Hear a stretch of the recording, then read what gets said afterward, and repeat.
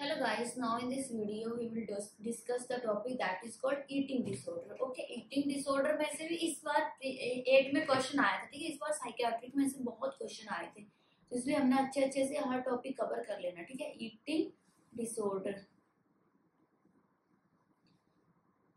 अच्छा, आपको पूछा जाए ईटिंग बिहेवियर को रेगुलेट कौन करता है, ठीक है। ईटिंग बिहेवियर रेगुलेट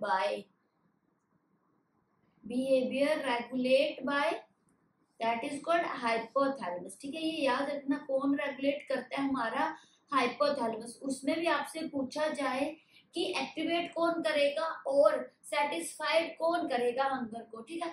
हाइपोथैलेमस है जिसमें आता है हमारा लेटरल हाइपोथैलेमस, ठीक है, lateral hypothalamus and the ventromedian nuclei, ventromedian hypothalamus या न्यूक्लाई बोल लो, ठीक है। ओके, आपके हंगर को जो एक्टिवेट करेगा वो कौन है, लेटरल हाइपोथैलेमस। याद रखना, ये क्या करता है, स्टिमुलेशन ऑफ हंगर सिस्टम, ठीक है। और आपको बोला जाए हमारा स्टिमुलेशन ऑफ स्टाइटरी सेंटर, मतलब सेटिस्फेक्शन कौन देता है कि आप हंगर स्टॉप करनी है, दैट इज कॉल्ड वेंट्रोमीडियन हाइपोथैलेमस, ठीक है। ये क्या करता है, स्टिमुलेशन ऑफ स्टाइटी सेंटर, या तो आप बोलो क्या करता है, सुप्रेशन ऑफ एपेटाइट, ठीक है। उसको हम क्या बोलते हैं, वेंट्रोमीडियन सुप्रेशन ऑफ एपेटाइट, इसको हम क्या बोलते हैं, वेंट्रोमीडियन हाइपोथैलेमस, ठीक है। ये याद रखना कितना, एक तो हमारा लेटरल हाइपोथैलेमस। सबसे पहले आपको पूछा जाए हमारा ईटिंग को कौन रेगुलेट करे, दैट इज कॉल्ड हाइपोथैलेमस, ठीक है।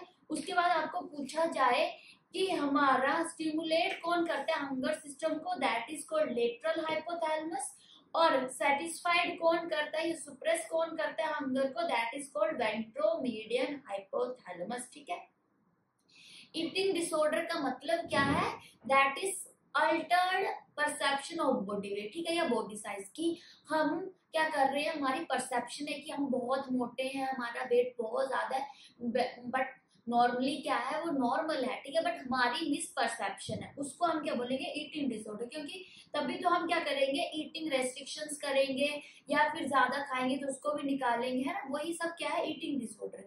अगर आपको बोला जाए ईटिंग डिसऑर्डर में करेक्टराइज क्या होता है, करेक्टर क्या रहता है, तो इसमें क्या है, that is characterised by altered perception, ठीक है, कि जो इंडिविजुअल है वो मिसपर्सीव करेगा अपने बॉडी वेट को, ठीक है, बॉडी साइज को, साइज हो गया या शेप बोल लो, ठीक है, and marked with pre occupation with weight reduction exercise, की उसको ऐसा है कि मैं बहुत मोटा हूं तो वो क्या करेगा, वेट रिडक्शन एक्टिविटीज करेगा, ठीक है। Marked pre occupation with weight reduction, ठीक है, ये याद रखना। अब नॉर्मली बात है, अगर मुझे, मेरी मिसकंसेप्शन है कि मैं बहुत मोटी हूँ तो मैं क्या करूंगी, वेट रिड्यूसिंग एक्टिविटीज करूंगी, या तो मैं सेल्फ रेस्ट्रिक्टेड डाइट फॉलो करूंगी, या फिर मैं क्या करूंगी, एक्सरसाइज करूंगी, दैट इज एक्सेसिव एक्सरसाइज, ठीक है। अच्छा, ये मेनली अगर आपको पूछा जाए कौन से एज ग्रुप में रहता है, एज ग्रुप की बात किया जाए तो आपको पता है मोस्ट कॉमनली किस में देखने को मिलता है, एडोलेसेंट में, 14 to 16 years of age group में। और जेंडर की बात करें तो मोस्ट कॉमनली फीमेल्स में जो है ये देखने को मिलता है, ठीक है। अब इसकी हम टाइप्स की बात करते हैं कि हमारे ईटिंग डिसऑर्डर में कौन कौन सा टाइप आता है। सबसे पहले एनोरेक्सिया नर्वोसा, ठीक है। Second one is bulimia nervosa, bulimia nervosa. Then third one is binge eating, ठीक है। Then next one is pica and last one is हमारा क्लीनिन लेविन सिंड्रोम, ठीक है, क्लीनी लेविन सिंड्रोम, ठीक है। ये हम सब डिस्कस जो करेंगे। अगर आपको पूछा जाए मोस्ट कॉमन टाइप कौन सा है हमारा ईटिंग डिसऑर्डर का, that is called bulimia nervosa, ठीक है। अच्छा, इसमें हम कुछ बात करते हैं वेट लॉस की। जो हमारा हम बोले सिग्निफिकेंट वेट लॉस होना चाहिए, अगर किसी को वेट लॉस करना भी है, सिग्निफिकेंट वेट लॉस जिसको हम मानते हैं कि नॉर्मल है वो कितना है 5%, या हम बोल सकते हैं मोर देन 5%। और जो माल न्यूट्रिटेड पेशेंट है, ठीक है, जिनमें माल न्यूट्रिशन रहता है उनमें जो वेट लॉस होता है 10%, या मैं बोलूँ मोर देन 10%। बट जो एनोरेक्सिया नर्वोसा है, ठीक है, उसमें जो वेट लॉस रहता है 15%, या आप बोलो मोर देन 15%। मतलब सबसे ज्यादा जो वेट लॉस देखने को मिलता है वो किसमें है, एनोरेक्सिया नर्वोसा में, ठीक है। सबसे पहले हम बात करते हैं हमारे एनोरेक्सिया नर्वोसा की, ठीक है। ओके, एनोरेक्सिया नर्वोसा में क्या देखने को मिलेगा कि जो पेशेंट है वो क्या करेगा, self restricted diet plan follow करेगा, ठीक है। इसमें क्या होगा, सेल्फ रेस्ट्रिक्टेड डाइट प्लान, ठीक है, कि वो खुद से खाएगा ही नहीं, ठीक है, जिसके कारण पेशेंट में क्या होगा, दैट लीड टू, हमें पता है अगर हम खाएंगे नहीं तो क्या होगा, माल न्यूट्रिशन और साथ में हमारा वेट लॉस। इसमें पेशेंट को क्या लगता है वो मोटा है, मोटा है, एक्चुअली में वो मोटा बिल्कुल नहीं है।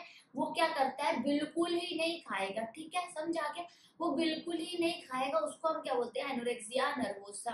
अच्छा, ये मेनली क्या क्या कैरेक्टर्स, मतलब क्या क्या कोज हो सकते हैं, तो लाइक साइकोलॉजिकल कोज हो सकता है, कोई पेशेंट स्ट्रेस में है, एंजाइटी में है, तो सोशल फैक्टर हो सकता है लाइक की पुबर्टी वगैरह, तब भी प्रोफेशनल कोज तो हमें पता है जो मॉडल वगैरह है वो। देन हमारे फिजियोलॉजिकल कोज हो सकता है लाइक की हेपेटाइटिस ए है बॉडी में, बायोलॉजिकल फैक्टर जैसे कि हमारा हार्मोनल हमारा इम्बैलेंस वगैरह है, ठीक है, ये कोजेस इतना इम्पोर्टेंट नहीं है। देन हम बात करते हैं हमारे क्लिनिकल मैनिफेस्टेशन की। अगर कोई पेशेंट है जिसमें एनोरेक्सिया नर्वोसा है तो उसमें क्या क्या देखने को मिलेगा, सबसे पहले तो उसमें क्या रहेगा, ऑनसेट विथ नर्वसनेस, मैंने अभी बोला मेजर कॉज क्या हो सकता है, नर्वसनेस हो सकती है, स्ट्रेस हो सकता है, ठीक है, स्ट्रेसफुल कंडीशन, या मैं बोलूँ एंजाइटी हो सकती है, ठीक है। देन ये पेशेंट है अगर खा ही नहीं रहा है तो किसमें रहेगा, हमेशा अंडरवेट, ठीक है। दूसरा इसमें कैसा रहेगा, फोबिया ऑफ गेनिंग वेट, ठीक है, इसलिए तो वो खा नहीं रहा है, phobia of gaining weight. Then क्या करेगा, एक्सेसिव एक्सरसाइज, ठीक है, खाएगा भी नहीं, दूसरा एक्सरसाइज भी एक्सेसिव में करेगा, ठीक है। देन जो इसकी बॉडी इमेज है वो डिस्टॉर्टेड रहेगी, मतलब कैसा रहेगा, वीक रहेगा, डिसऑर्गेनाइज्ड बॉडी इमेज, ठीक है। इसमें क्या है, जो इंडिविजुअल है, याद रखना इसमें जो इंडिविजुअल है वो क्या करेगा, इंडिविजुअल टेक एडिक्वेट, ठीक है, ये क्या करेगा, एडिक्वेट अमाउंट ऑफ फूड, कभी कभी इसने खा भी लिया तो कैसा खाएगा, adequate amount of food, sorry, ठीक है। क्या करेगा ये, या तो खाएगा नहीं, और खाएगा भी तो एडिक्वेट अमाउंट ऑफ फूड जो है ये खाएगा, और उसके बाद भी उसको क्या करेगा, बाहर निकाल देगा, मतलब फॉलोड बाय पर्जिंग, ठीक है, या फिर मैं बोलूं वोमिटिंग, या फिर डायरेटिक्स, ठीक है, और डायोरेटिक्स, समझ आ गया। एनोरेक्सिया नर्वोसा में वो खाएगा नहीं, बिल्कुल नहीं, उसमें नर्वसनेस रहेगी, एंजाइटी रहेगी, उसके जो बॉडी इमेज है वो भी डिसऑर्गेनाइज रहेगा, माल न्यूट्रिशन, अंडर न्यूट्रिटेड पेशेंट रहेगा, और इन केस उसने कभी खा भी लिया, that is adequate amount of food, उसको भी क्या करेगा, पर्जिंग, वोमिटिंग, डायरेटिक के थ्रू बाहर निकाल देगा, ठीक है। तो जो पेशेंट खा ही रहा है तो उसमें क्या रहेगा, हमेशा डिहाइड्रेशन, हाइपोग्लाइसीमिया, ये कैरेक्टरिस्टिक्स याद रखना, ठीक है, ये डिफरेंशिएशन में हेल्प करेंगे, ठीक है। दूसरा इसमें क्या रहेगा, इलेक्ट्रोलाइट इम्बैलेंस। अब देखो ये पेशेंट क्या कर रहा है, थोड़ा सा खा रहा है और वोमिट के थ्रू बाहर निकाल रहा है, तो वोमिट के थ्रू साथ में क्या जाता है, हमेशा हमेशा हमारा potassium, that is lead to hypokalaemia. अगर पेशेंट का हाइपोकैलेमिया हो गया तो क्या देखने को मिलेगा, कार्डियक डिसअरिथमिया, ठीक है, कार्डिक डिसअरिथमिया देखने को मिलेगा। साथ में इसमें जो BMR है वो भी डिक्रीज रहेगा। अगर बॉडी मेटाबॉलिज्म रेट कम है तो हम क्या बोलेंगे, पेशेंट में कॉन्स्टिपेशन रहेगा। ठीक है, किसको लीड करेगा, कॉन्स्टिपेशन को। देन पेशेंट में हाइपोटेंशन रहेगा। ठीक है, हमें पता है BMR डिक्रीज हो तो हाइपोटेंशन हो गया, कॉन्स्टिपेशन हो गया, ब्रेडिकार्डिया हो गया और प्रोटीन डेफिशिएंसी जो है इस पेशेंट में रहेगी। ठीक है, साथ में अब इन्फेक्शन का रिस्क भी ज्यादा रहेगा, increase risk of infection. Increase risk of infection क्यों है, क्योंकि डिक्रीज हमारा WBC का काउंट है, ल्यूकोपीनिया है या मैं बोलूं एनीमिया है इस पेशेंट में। साथ में क्या रहेगा, एमनोरिया। ठीक है, अच्छा कार्डियक अरेस्ट भी पॉसिबल हो सकता है। मैंने बोला था ना हाइपोकैलिमिया हो रहा है, वो कार्डियक डिसअरिथमिया को लीड कर रहा है, तो कार्डियक डिसअरिथमिया से क्या हो सकता है, कार्डियक अरेस्ट भी पॉसिबल है। अच्छा अगर हम बात करें इन मेल में, तो मेल अगर सेम उनमें एनोरेक्सिया नर्वोसा है तो वो क्या लीड करेगा, लिबिडो। लिबिडो मतलब देयर इज फोर्स, लिबिडो का मतलब क्या होता है, फोर्स वाइवी सेक्सुअल इंस्टिंक्ट रिप्रेजेंट। ठीक है, तो इसमें क्या होगा, डिक्रीज लिबिडो रहेगा, तो उसमें सेक्सुअल एक्टिविटी में कोई इंटरेस्ट जो है पेशेंट शो नहीं करेगा। ठीक है, इसमें जो मेजर सिम्टम एक रहता है that is called intractable nausea vomiting. याद रखना, इंट्रैक्टेबल एनोरेक्सिया नर्वोसा।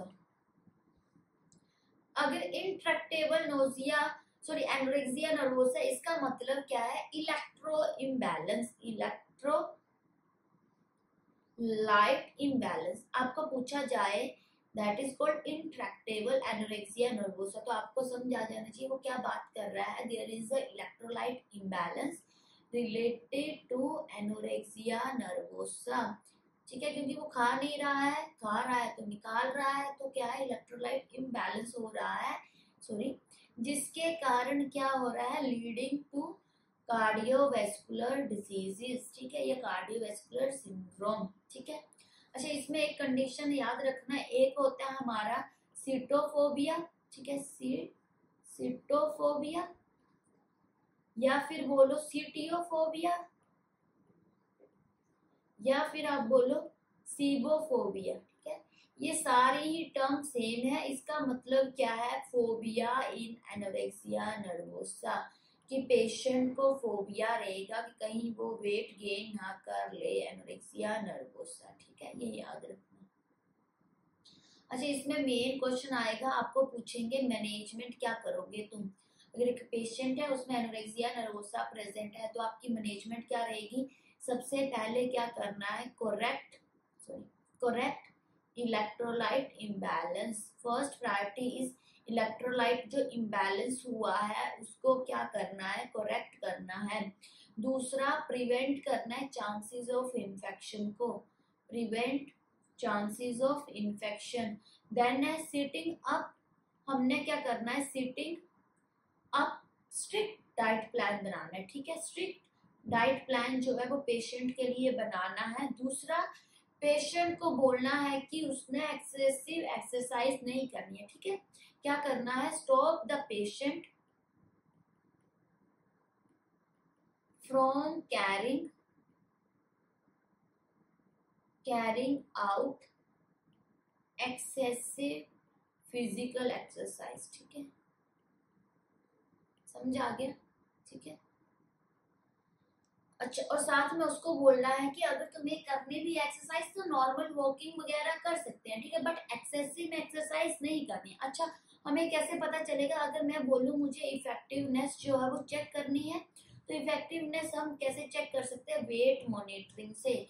और मैं बोलूं तो वेट क्या होना चाहिए हमारा, इंक्रीज। ठीक है, अभी हमने क्या पढ़ा, एनोरेक्सिया नर्वोसा। एनोरेक्सिया नर्वोसा में क्या होता है कि पेशेंट क्या कर लेता है, self restricted diet plan follow करता है और उसके बाद क्या करेगा, वो एक्सेसिव एक्सरसाइज करेगा। ठीक है, इसमें क्या होगा, नर्वसनेस रहेगी, एंजाइटी रहेगी, पेशेंट में हाइपोग्लाइसीमिया रहेगा, पेशेंट में ब्रेडिकार्डिया रहेगा, कॉन्स्टिपेशन रहेगा क्योंकि BMR कम है, कॉन्स्टिपेशन रहेगा, एक्सरसाइज करेगा, अंडरवेट होगा, फोबिया ऑफ गेनिंग वेट। और इसमें अगर पेशेंट खा भी लेगा एडिक्वेट अमाउंट ऑफ फूड तो उसको भी क्या करेगा, पर्जिंग वोमिटिंग डायरेटिक के थ्रू बाहर निकाल निकाल देगा। डिहाइड्रेटेड पेशेंट होगा, इलेक्ट्रोलाइट इम्बैलेंस होगा। इंट्रैक्टेबल एनोरेक्सिया नर्वोसा किसको बोलेंगे? जिसमें इलेक्ट्रोलाइट इम्बैलेंस है due to our anorexia nervosa, ठीक है। अच्छा, अगर इसमें इलेक्ट्रोलाइट इम्बैलेंस की बात करें, दैट इज कॉल्ड हाइपोकैलेमिया, और हाइपोकैलेमिया लीड करेगा कार्डिक डिसरिथमियास को, और एट लास्ट कार्डिक अरेस्ट और डेथ हो जाती है पेशेंट की। इसमें साथ में इंक्रीज रहेगा रिस्क ऑफ इन्फेक्शन, साथ में लिबिडो जो है वो डिक्रीज हो जाएगा पेशेंट में, एंड पेशेंट में एमनोरिया प्रेजेंट रहेगा, ठीक है। सीटोफोबिया, सीबियोफोबिया एंड सीबोफोबिया, ठीक है। सेमियाफोबिया एंड एनोरेक्सिया नर्वोसा आपको मैनेजमेंट पूछी जाए, सबसे फर्स्ट ऑफ ऑल तो हमें क्या करना है? इलेक्ट्रोलाइट इम्बैलेंस को करेक्ट करना है, दूसरा चांसेस ऑफ इन्फेक्शन को प्रिवेंट करना है, एक हमने स्ट्रिक्ट डाइट प्लान बनाना है पेशेंट के लिए, दूसरा पेशेंट को बोलना है कि एक्सेसिव एक्सरसाइज नहीं करनी है, नॉर्मल एक्सरसाइज लाइक वॉकिंग वगैरह जो है वो कर सकते हैं। दूसरा इसमें हमारा इफेक्टिवनेस चेक करनी है तो हमेशा वेट मेजरमेंट से ही चेक करेंगे, ठीक है। अगर वेट जो है वो क्या होना चाहिए? हमेशा इंक्रीज होना चाहिए, ठीक है। समझ आ गया? देन हम बात करते हैं, हमारा second is called bulimia nervosa. Bulimia nervosa में मैंने क्या बोला था? That is called most common type. अगर आपको पूछा जाए most common type of eating disorder is called bulimia nervosa. इसमें क्या होगा? पेशेंट क्या करेगा? एपिसोड ऑफ बिंज ईटिंग, उसमें क्या है? पेशेंट नहीं खा रहा है या तो नॉर्मल खा रहा है, इसमें बिंज ईटिंग कर रहा है and followed by vigorous weight, followed by वो क्या करेगा? वाइग्रस वेट रिड्यूसिंग मेजर्स, ठीक है। जैसे कि हमारा, जैसे कि वोमिटिंग करेगा, ठीक है, सेम वोमिटिंग करेगा, या फिर डायरेटिक्स का यूज करेगा, या मैं बोलूं एनीमा का यूज करेगा। दोनों का डिफरेंस समझा रहा है। एनोरेक्सिया नर्वोसा में क्या है? पेशेंट एडुकेट अमाउंट खाएगा, उसको भी पर्जिंग वॉमिटिंग के थ्रू निकाल देगा, या तो खाएगा ही नहीं। बुलिमिया नर्वोसा में क्या है? वो बिंज ईटिंग करेगा पहले, फिर उसको पर्जिंग के थ्रू, एनीमा के थ्रू, डायरेटिक्स के थ्रू बाहर निकालेगा, ठीक है। इसमें मोस्ट कॉमनली मैंने बता दी किसमें प्रेजेंट रहेंगे? फीमेल्स में रहेंगे। हम बात करते हैं हमारे क्लिनिकल मैनिफेस्टेशंस की कि क्या क्या क्लिनिकल फीचर्स आपको देखने को मिलेंगे। सेम इसमें भी क्या है? स्ट्रेस प्रेजेंट रहेगा। जो पेशेंट है वो पर्जिंग कर रहा है तो ऑब्वियस बात है उसमें डिहाइड्रेशन। इसमें पेशेंट हमेशा हाइपरग्लाइसेमिक रहेगा, क्योंकि इसमें वो पहले बिंज ईटिंग कर रहा है ना, उसके बाद वोमिटिंग कर रहा है, तो बिंज ईटिंग कर रहा है मतलब पहले उसमें क्या है? हाइपरग्लाइसीमिया रहेगा। साथ में इसमें क्या रहेगा? Phobia of weight gain, phobia of weight gain, इसलिए तो वो पहले खा के फिर उसको याद आता है, ठीक है। साथ में एब्डोमिनल पेन पेशेंट में रहेगी, ठीक है। और इसमें क्या है? वो एनीमा वगैरह का यूज करेगा, स्पोस्ट्रीज का यूज करेगा, तो उसके कारण रेक्टल ब्लीडिंग देखने को मिल सकती है, ठीक है। अच्छा, इसमें क्या है? येलोइश डिस्कलरेशन हो जाएगा टीथ का, येलोइश, क्यों बार बार क्या कर रहा है? वोमिटिंग कर रहा है, डिस्कलरेशन ऑफ टीथ, ठीक है, ये याद रखना। देन इसमें क्या है? इरोजन देखने को मिलेगा हमारे टूथ इनामल का, क्योंकि वही सेम क्या हो रहा है? वोमिटिंग कर रहा है बार बार, तो आपको क्या देखने को मिलेगा? Erosion of tooth, erosion of tooth enamel. Then इसमें मोस्ट इंपोर्टेंट है रशल साइन, ठीक है। आपको बोला जाए रशल साइन कौन से ईटिंग डिसऑर्डर में देखने को मिलता है? बुलिमिया नर्वोसा में। रशल साइन में क्या होता है? कैलस फॉर्मेशन हो जाती है नक्कल्स में, यहाँ पे येलोइश डिस्कलरेशन हो जाएगी, उसको हम क्या बोलते हैं? कैलस फॉर्मेशन ऑन नक्कल्स, ठीक है। वो क्या लीड करेगा? रशल साइन, ठीक है। और बॉडी वेट जो है इसमें मेंटेन करना है। सेम इसमें आपको मैनेजमेंट पूछी जाए तो अब मैनेज कैसे करोगे इस पेशेंट को? सबसे पहले हमें पता है उसको स्ट्रेस हो रहा है, तो हमने क्या करना है? रिलीव करना है स्ट्रेस को एंड जो भी एंजाइटी है उसकी। दूसरा हमने क्या करना है? सेट लिमिट्स, ठीक है, लिमिट्स सेट करनी है डाइट की कि आपको इतना ही खाना है, ठीक है। एंड स्ट्रिक्ट डाइट प्लान बनाना है, इसके लिए भी स्ट्रिक्ट डाइट प्लान, ठीक है, ये जरूरी है, ठीक है। लास्ट वन क्या है? 1-to-1 observation. 1-to-1 ऑब्जर्वेशन क्यों करेंगे? क्योंकि इसमें हमने बोला ना वो बिंज ईट करेगा फिर वो निकाल देगा, तो हमने क्या करना है? पेशेंट को 1-to-1 ऑब्जर्वेशन करनी है फॉर 1 to 2 hours, ठीक है, या मैं बोलूं exact 90 minute after injection of food. ताकि वो पर्जिंग ना करे, वॉमिटिंग ना करे, इंजेक्शन ऑफ फूड। ठीक है, ओके। ये क्या था हमारा बुलिमिया नर्वोसा। बुलिमिया नर्वोसा में क्या होता है, that is called most common type of eating disorder. इसमें क्या होता है, पेशेंट एक्सेस में खाएगा, बिंज ईट करेगा, फिर क्या है वेट रिड्यूसिंग मेजर करेगा लाइक वॉमिटिंग, एनीमा, डायरेटिक्स। ठीक है, इसमें पेशेंट में जैसे कि हम बोल सकते हैं स्ट्रेस, एंजाइटी वगैरह हो सकती है, डिहाइड्रेशन, एब्डोमिनल पेन, इसमें हाइपोग्लाइसीमिया रहता है पेशेंट में। इसमें याद रखना रशल साइन देखने को मिलेगा, येलोइश डिस्कलरेशन ऑफ टीथ हो जाएगी, टीथ जो है हमारा इनेमल है वो डिसकलर्ड हो जाएगा, इरोजन देखने को मिलेगी। इसमें क्या करना है, एंजाइटी स्ट्रेस को रिड्यूस करना है, स्ट्रिक्ट डाइट प्लान बनाना है, दूसरा लिमिट सेट करनी है डाइट पे, और 1 to 1 ऑब्जर्वेशन करनी है 1 to 2 आवर्स के लिए आफ्टर इंजेक्शन ऑफ फूड। ठीक है, then third type is our binge eating. Binge eating से ही समझ आ रहा है पेशेंट क्या करेगा, अब बिंज ईट करेगा। ठीक है, खाता ही रहेगा। ठीक है, इसमें उसको कोई गिल्ट या कोई शेम नहीं है। ठीक है, बिंज ईटिंग में क्या है, इनसेटाइएबल क्रेविंग ऑफ फूड। ठीक है, इनसेटाइएबल क्रेविंग ऑफ फूड वो कभी भी हो सकती है, डे में, नाइट में, कभी भी। ठीक है, इसमें क्या होगा, एक्टिविटी कोई नहीं करेगा, no activity to get rid of calories. ठीक है, समझ आ रहा है। इसमें क्या है, इनसेटिस्फाइबल फूड क्रेविंग रहेगी पेशेंट में, और पेशेंट इतना खाएगा भी। इसमें याद रखना बिंज ईट करेगा। ठीक है, उसके बाद कोई भी ऐसी एक्टिविटी नहीं करेगा जिससे उसको वेट रिड्यूस करवाना है। तो इसमें हमेशा पेशेंट कैसा रहेगा, ओवर वेट पेशेंट रहेगा, या मैं बोलूँ उसमें ओबेसिटी जो है वो रहेगी। ठीक है, ये याद रखना। ठीक है, फिर हम बात करते हैं हमारे इसमें क्या है, क्या क्या कैरेक्टरिस्टिक्स रहेंगे। तो जो पेशेंट है वो कैसा होगा, कैसा होगा, ओबीज होगा, ओवरवेट होगा, साथ में उसमें क्या रहेगी, हाइपरग्लाइसीमिया प्रेजेंट रहेगा। ठीक है, हाइपरग्लाइसीमिया। ठीक है, याद रखना ये। इसमें हम क्या करते हैं, बीएमआई चेक करेंगे। बीएमआई का अनदर नेम क्या है, क्यूटिलेट इंडेक्स, ये याद रखना, also known as Quetelet index. आपको कैसे भी पूछ सकता है, बीएमआई का अनदर नेम पूछे तो क्यूटिलेट इंडेक्स। ठीक है, last one is called pica. ठीक है, पाइका में क्या है, that is called defined as consumption of non nutritive food. ठीक है, इसमें क्या करेगा, वो किसकी कंजप्शन करेगा, नॉन न्यूट्रिटिव फूड की। ठीक है, नॉन न्यूट्रिटिव फूड उसकी क्या करेगा, ये कंजप्शन करेगा। ठीक है, याद रखना। पाइका में ये मेनली किसमें देखने को मिलता है, प्रेगनेंसी में। प्रेगनेंसी में भी किसके कारण, due to our HCG hormone. ठीक है, दूसरा इसमें क्या है, प्रेगनेंसी में अगर हम दूसरा प्रेगनेंसी की बात करें तो उसमें क्या है, आयरन डेफिशिएंसी एनीमिया रहता है। ठीक है, आयरन डेफिशिएंसी एनीमिया पूछा जाए किसके कारण, तो दैट इज कॉल्ड हुकवॉर्म इन्फेस्टेशन। ठीक है, हुकवॉर्म इन्फेस्टेशन है, और उसका भी मोस्ट कॉमन कॉज पूछा जाए या हुकवॉर्म का एजेंट पूछा जाए, that is called ancylostoma duodenale. ठीक है, एनसाइक्लोस्टोमा ड्यूडिनेल है, वो क्या करता है, हुकवॉर्म इन्फेस्टेशन करता है। साथ में ये क्या करेगा, हिंडर द आयरन एब्जॉर्प्शन। ठीक है, आयरन एब्जॉर्प्शन को हिंडर कर देगा। जब आयरन एब्जॉर्प्शन हिंडर हो जाएगी तो आयरन एब्जॉर्ब नहीं होगा, तो किसको लीड करेगा, हमारे that is called iron deficiency anaemia, और साथ में डिप्लीशन ऑफ आयरन स्टोर। ठीक है, जिसके कारण हमारी प्रेग्नेंट फीमेल में क्या रहता है, आयरन डेफिशिएंसी एनीमिया। समझ आ गया। इसमें क्या है, पाइका में क्या होता है, मेनली नॉन न्यूट्रिटिव फूड का इंजेक्शन करता है due to HCG hormone, mainly pregnancy में देखने को मिलता है।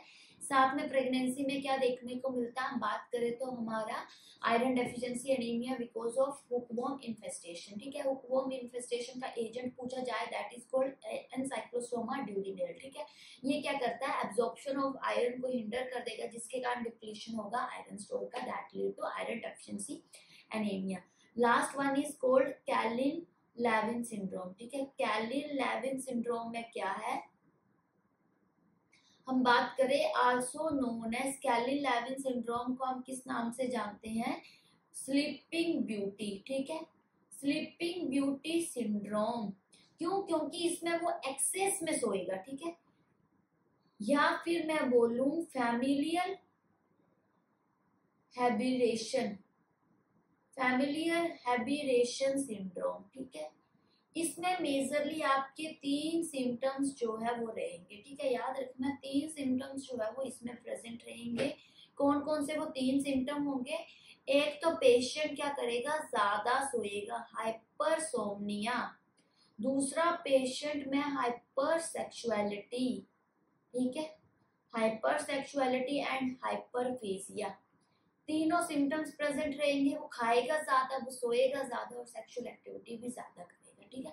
That is all about our eating disorder. Eating disorder में हमने पढ़ा कि हमारा ईटिंग को रेगुलेट कौन करता है, हाइपोथैलेमस। एक्टिवेट कौन करता है, लेटरल हाइपोथैलेमस। और सुप्रेस कौन करता है हंगर को, वेंट्रोमीडियन हाइपोथैलेमस, ठीक है। फिर हमने पढ़ा हमारा कौन कौन से टाइप्स है, ठीक है। देन दूसरा इसमें क्या है, वो मिस इंटरप्रिटेशन रहती है बॉडी साइज के बारे में, शेप के बारे में, इसलिए वो क्या करता है, वेट रिड्यूसिंग एक्टिविटी करता है। एनोरेक्सिया नर्वोसा में क्या है, पेशेंट खाता ही नहीं है और खा भी लेगा, नॉर्मल लेवल में खाएगा, उसको भी बाहर निकाल देगा। तो हमेशा इसमें हमने क्या करना है, दूसरा इसमें क्या है, इलेक्ट्रोलाइट इम्बैलेंस। तो सबसे पहले इलेक्ट्रोलाइट इम्बैलेंस को करेक्ट करना है, चांसेस ऑफ इन्फेक्शन को प्रिवेंट करना है, स्ट्रिक्ट डाइट प्लान बनाना है और साथ में पेशेंट को बोलना है एक्सेसिव एक्सरसाइज नहीं करनी है, ठीक है। बुलिमिया नर्वोसा में क्या होता है, पहले वो बिंज ईटिंग करेगा फिर उसको निकालेगा। तो इसमें क्या होता है, रशियल साइन हो गया, नक्कल में क्या है, कैलस फॉर्मेशन हो जाएगी, येलोइश डिस्कलरेशन हो जाएगी, इरोजन ऑफ टीथ इनेमल्स देखने को मिलेगा, ठीक है। इसमें पहले तो स्ट्रेस और एंजाइटी को रिड्यूस करना है, दूसरा स्ट्रिक्ट डाइट प्लान बनाना है, सेम इसमें भी, और डाइट को लिमिट करना है कि आपको इतना ही खाना है, ठीक है। दूसरा 1 to 1 ऑब्जर्वेशन करनी है with in 90 minute after eating food, ठीक है। देन बिंज ईटिंग में क्या होता है, वो एक्सेसिव ईट करता है but there is no activity to get rid of their weight loss, ठीक है। समझा गया। इसमें क्या होगा, पेशेंट हमेशा ओबीस रहेगा, ओबेसिटी में रहेगा, ओवरवेट रहेगा और हाइपरग्लाइसीमिया पेशेंट में रहेगा। इसमें क्या है, बीएमआई जो है वो हम देखेंगे, that is also known as Quetelet index. Then हमने पढ़ा पाइका। पाइका में क्या होता है, नॉन न्यूट्रिटिव फूड की उसको क्या है, क्रेविंग रहती है, मेनली प्रेगनेंसी में रहती है due to increase HCG hormone, ये याद रखना। इसमें क्या है, साथ में आयरन डेफिशिएंसी एनीमिया रहेगा ड्यू टू हुकवर्म इन्फेस्टेशन। उसका एजेंट पूछा जाए तो ड्यूडेनल एनसाइक्लोस्टोमा ड्यूडेनेल, और वो क्या करता है, हिंडर कर देता है आयरन एब्जॉर्प्शन को, जिसके कारण आयरन डेफिशिएंसी एनीमिया होगा। Kleine Levin syndrome, it is also known as sleeping beauty syndrome and the familiar habitation syndrome. इसमें 3 सिम्टम्स मेजरली प्रेजेंट रहेंगे, that is called hypersomnia, hypersexuality and the hyperphagia. अगर कोई भी doubt होगा तो you will ask me anytime, okay? Please watch this video and like and share and subscribe. Okay, thank you.